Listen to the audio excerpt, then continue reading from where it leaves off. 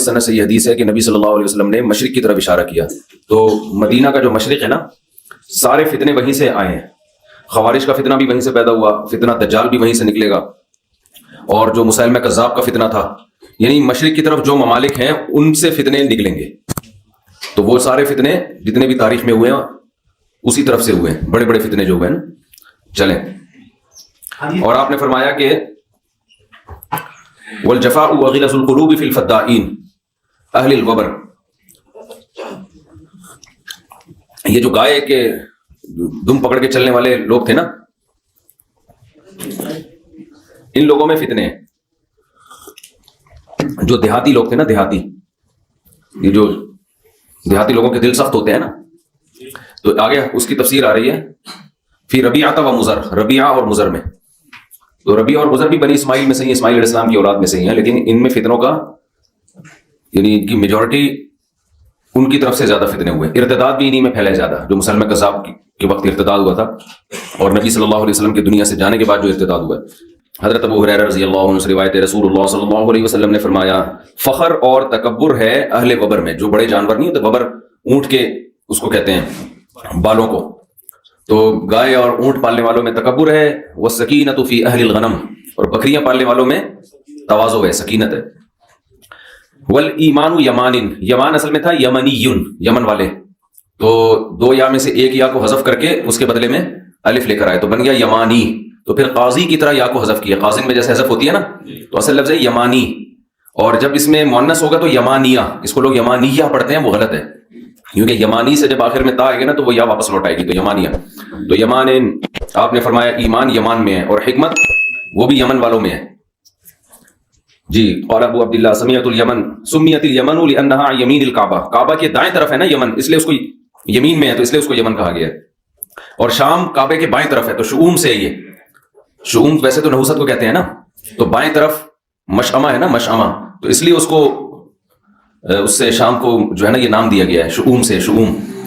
محمد ابن جبیر ابن مطعم بیان کرتے ہیں کہ حضرت معاویہ رضی اللہ تعالی عنہ کے پاس وہ موجود تھے قریش کے ایک وفد میں. تو عبداللہ ابن عامر ابن العاص رضی اللہ عنہ نے ان کو بیان کیا کہ ان قریب قحطان میں ایک بادشاہ پیدا ہوگا. قحطان قبیلے میں، ابھی جو قحطان ہے یہ یمن کی نسل جس سے چلی ہے نا، ابو الیمن کہا جاتا ہے اس کو. جو یمن میں جو بھی ان کا جد امجد ہے وہ تھا قحطان، تو آگے اسی کا قبیلہ قحطان کی نسل کہلاتا ہے. تو انہوں نے فرمایا کہ قحطان میں ان قریب بادشاہ ہوگا. تو حضرت معاویہ رضی اللہ تعالیٰ عنہ غصے سے کھڑے ہو گئے اور فرمایا کہ پہلے اللہ کی حمد و ثنا کی، اس کے بعد فرمایا مجھے یہ بات پہنچی ہے کہ تم میں سے بعض لوگ ایسی حدیثیں بیان کرتے ہیں جو اللہ کی کتاب میں بھی نہیں ہے اور نبی صلی اللہ علیہ وسلم سے منقول بھی نہیں. حضرت معاویہ کو اس پہ غصہ آیا کہ انہوں نے یہ بات جو بیان کی ہے نبی کی طرف نسبت کر کے، یہ بات ٹھیک نہیں ہے، کیونکہ انہوں نے نبی سے اس کے خلاف سنا ہے. تو وہ کیا خلاف سنا ہے؟ فرمایا فَإِنَّهُ بَلَغَنِي أَنَّ رِجَالًا مِّنكُمْ يَتَحَدَّثُونَ أَحَادِيث، لوگ یہ بیان کرتے ہیں فَأُولَٰئِكَ جُهَّالُكُمْ، یہ تم میں کم علم لوگ ہیں. فَإِيَّاكُمْ وَالْأَمَانِيَّ الَّتِي تُضِلُّ أَهْلَهَا، وہ امیدیں، ان امیدوں سے اپنے آپ کو بچاؤ جو امید والوں کو جو امیدیں ہلاک کر دیں. فإني سمعت رسول الله صلى الله عليه وسلم يقول إن هذا الأمر في قريش لا يعاديهم أحد إلا كبه الله على وجهه. یہ جو معاملہ ہے نا خلافت کا، یہ قریش کے پاس ہے، اور جو بھی ان سے اس معاملے میں دشمنی کرے گا اللہ اس کو رسوا کر دے گا. ما اقاموا الدین، جب تک کہ وہ دین کو قائم رکھیں. تو اصل میں بات یہ ہے کہ جس نے بھی حضرت معاویہ کے سامنے یہ حدیث پیش کی، پوری حدیث پیش نہیں کی، تو ایسا نہیں تھا کہ اسی دور میں ہوگا، بلکہ آگے حدیث آ رہی ہے کہ قحطان میں ایک شخص پیدا ہوگا جس کے ہاتھ میں رعایا ہوگی، کنٹرول ہوگا. تو یہ حضرت مہدی کے بعد ہوگا، یہ یمن میں، یعنی یہ قرب قیامت میں اور علامات قیامت میں ہے. تو یہ اس دور کی بات نہیں ہے، بلکہ یہ بعد میں قرب قیامت میں ایک شخص پیدا ہوگا جو شام میں ہوگا، اور قحطان قبیلے سے اس کا تعلق ہوگا. آگے حدیث میں آ رہا ہے، وہی پھر اس حدیث کی تشریح کرتے ہیں. چلیں،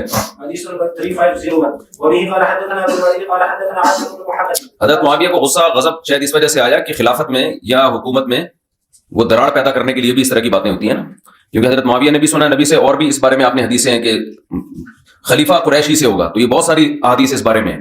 تو ان کو یہ تھا کہ یہ بات تو مسلمان مان چکے ہیں کہ خلافت کس میں ہوگی، وہ قریش ہی اس معاملے کے حل رہیں گے.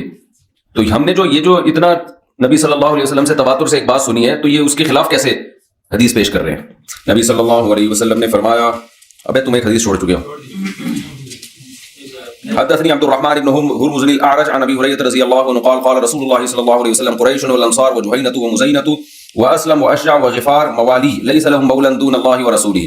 آپ صلی اللہ علیہ وسلم نے ان تمام قبیلوں کا نام لیا، قریش، انصار، جہینہ، مزینہ، اسلم، اشجع، غفار، یہ سب میرے مولا ہیں، میرے دوست ہیں، اور ان کا اللہ اور کے رسول کے سوا کوئی بھی دوست نہیں ہے. تو یہ ان قبیلوں کی تعریف ہے. حدثنا ابو الوليد قال حدثنا عاصم بن محمد قال سمعت ابي عن ابن عمر رضي الله عنهما عن النبي صلى الله عليه وسلم قال لا يزال هذا الامر في قريش ما بقي منهم اثنان. آپ صلی اللہ علیہ وسلم نے فرمایا یہ معاملہ ہمیشہ قریش کے ہاتھ میں رہے گا، قریش کے پاس رہے گا، یعنی خلافت کا معاملہ، جب تک کہ دو بھی زندہ ہوں ان میں، یعنی دو قریش بھی زمین پہ موجود رہیں تو خلافت کس کا حقدار کون ہوگا؟ قریش ہوں گے. تو پیچھے حدیث میں آتا ہے ما اقام الدین، جب تک کہ وہ دین کو قائم رکھیں. تو علامہ نبی رحمہ اللہ نے تو لکھا ہے کہ ان کے دور میں چونکہ قریشی کی حکومت تھی تو انہوں نے لکھا کہ ابھی تک معاملہ قریش کے ہاتھ میں، لیکن جمہور اس طرف گئے ہیں کہ اس کا مقصد یہ ہے کہ قریش اس کے اہل ہے. یہ خبر نہیں ہے کہ ہمیشہ ایسا ہوگا، یعنی یہ معاملہ ان کے ہاتھ میں رہے گا، مطلب یہ اس کے اہل رہیں گے. اور آگے دوسری حدیث میں اس کی تفسیر ہے ما اقام الدین، جب تک کہ وہ دین قائم کریں، یعنی دین اگر قائم نہیں کرتے تو پھر اہل نہیں ہے. بھائی یہ قریش خلیفہ ہے جس کے بارے میں آپ کو پتا ہے کہ یہ بھی دین قائم کرے گا، دوسرا ہے غیر قریش، یہ بھی دین قائم کرے گا. تو اہل کون ہے دونوں میں؟ جو قریش ہے وہ اہل ہے. تو اور جس کے بارے میں یہ ہے کہ اگر قریش ہے لیکن دین قائم نہیں کرے گا، مرتد ہے یا کفر بوا کا مرتکب ہے، پھر قریشی ہونے کی بیس پہ وہ مستحق نہیں. اچھا، یہ جتنی بھی احادیث ہیں اس پر اتفاق ہے کہ یہ اس سے متعلق ہیں کہ جب سلیکشن کا وقت آئے، سمجھ رہے ہو. لیکن اگر کوئی طاقت کے بل بوتے پر غیر اہل بھی مسلط ہو جائے تو پھر اس کے خلاف بغاوت کی اجازت نہیں ہے. اس بارے میں بھی احادیث بہت زیادہ صریح اور واضح ہیں. وہ تو جب بغاوت کے حکام آئیں گے نا تو ان میں آپ لوگوں نے پڑھی بھی ہوں گی بہت ساری حدیث اس بارے میں، کہ مسلم کی حدیث ہے کہ جب مسلمانوں کا کوئی خلیفہ ہو تو اس کے خلاف جو بھی کھڑا ہو، کائنم من کان، جو بھی کھڑا ہو اس کو قتل کر دو. اس لیے کہ اس پر یہ تو اہل کی بات ہے نا کہ اہلیت اس میں زیادہ ہے. لیکن بات یہ ہے کہ اگر کوئی اور طاقت کے بل بوتے پر یا کسی بھی چاہے فاسد نظام کے تحت جب وہ مسلط ہو جائے تو پھر چونکہ اس میں اتحاد پارا پارا ہونے کا خطرہ ہے، پھر اس کو قتل کرنے کی اجازت نہیں. یہ جو آج کل جمہوری نظام ہم پر مسلط ہے نا، یہ بھی بیکار نظام ہے، اس سے کبھی خیر کی امید نہ رکھیں. لیکن اگر چاہے اس غلط نظام کے بعد بھی کوئی ملک کا حاکم بن جاتا ہے تو وہ پھر حاکم بن جاتا ہے، پھر اس کو ماننا پڑے گا. تو ایک ہے آپ کے اختیار میں ہو کہ صحیح طریقے سے سلیکشن، تو اس میں تو صحیح طریقہ اختیار کیا جائے گا، لیکن آپ کے اختیار میں نہیں ہے اور صحیح طریقے سے سلیکشن نہیں ہو رہی تو جو بھی سلیکٹڈ ہوگا تو وے آف سلیکشن جو بھی ہو آپ کو اس سلیکٹڈ کو ماننا پڑے گا. سمجھتے ہو؟ یہ جو خلافت عثمانیہ تھی یہ تو خلافت تھی نا، سب علماء کا اتفاق تھا خلافت تھی، تو اجمیوں کی تھی، عربوں کی تھوڑی تھی.